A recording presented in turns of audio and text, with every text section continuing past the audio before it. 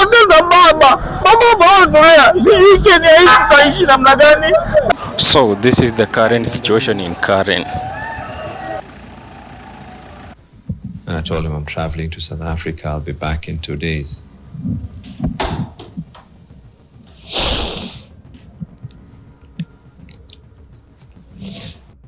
They say grief is love with nowhere to go, and across Kenya today, that love is pouring out in torrents. When former Prime Minister Raila Amolo Odinga passed away yesterday in India, Kenyans everywhere felt a loss that, for many, cuts as deep as losing a parent or sibling.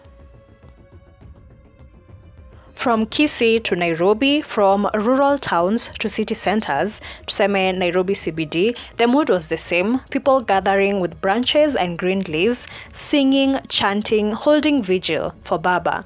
In Kisii, crowds assembled in open roads, holding up foliage, a symbol gesture of mourning and respect. In Nairobi, mourners converged on city center, tuseme CBD, Outer Ring Road, and some areas in Kibra. They hoped to gather together in grief, but somehow it turned chaotic as it was infiltrated by what people say goons.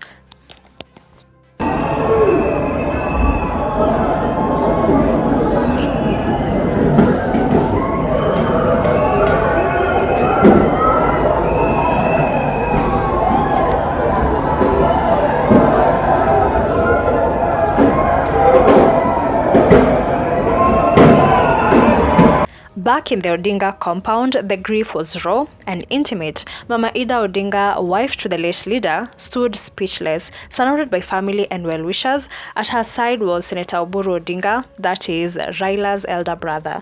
Mourners lined the fences, waiting for some sign, some word. From the crowd came sudden shouts. Ruto must go.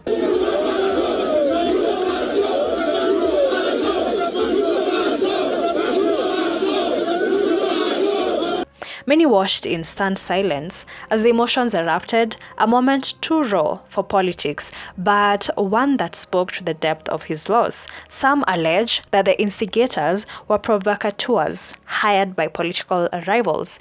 Whether true or not, many felt that in mourning, dignity deserved to be preserved.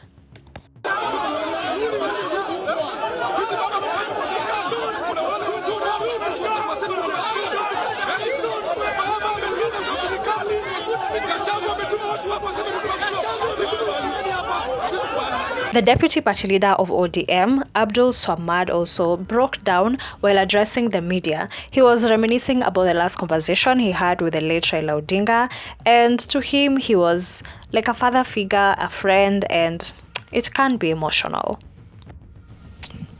First of all, this is a sad moment for all of us. He called me yesterday to actually tell me that there's a group of doctors who wish to be able to invest in Mombasa. And I told him I'm traveling to South Africa. I'll be back in 2 days.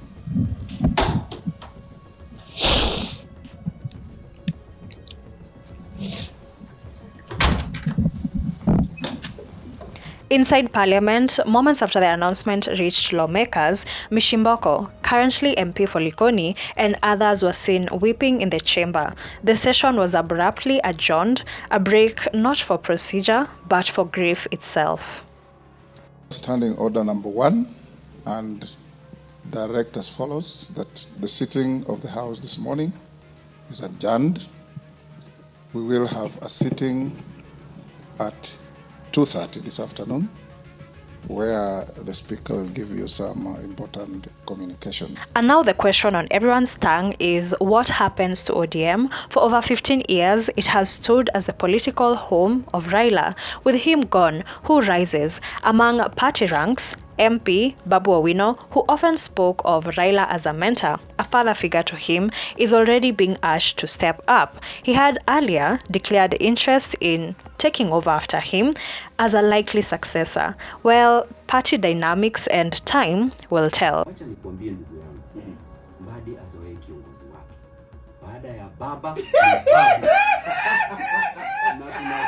At the national level, President Ruto has declared 7 days of mourning, and Raila is set to be given a state funeral. The country is poised to remember and to reflect. In his life, Raila Odinga championed multi-party democracy, he challenged dictatorship, endured imprisonment, and redefined the limits of political activism. He fought, he rallied, he persisted, and in death, his influence still ripples. According to online reports, it is said that the late Raila Odinga wished to be buried within 72 hours. His body is set to arrive in the country tomorrow for his funeral slated for Saturday, October 18th.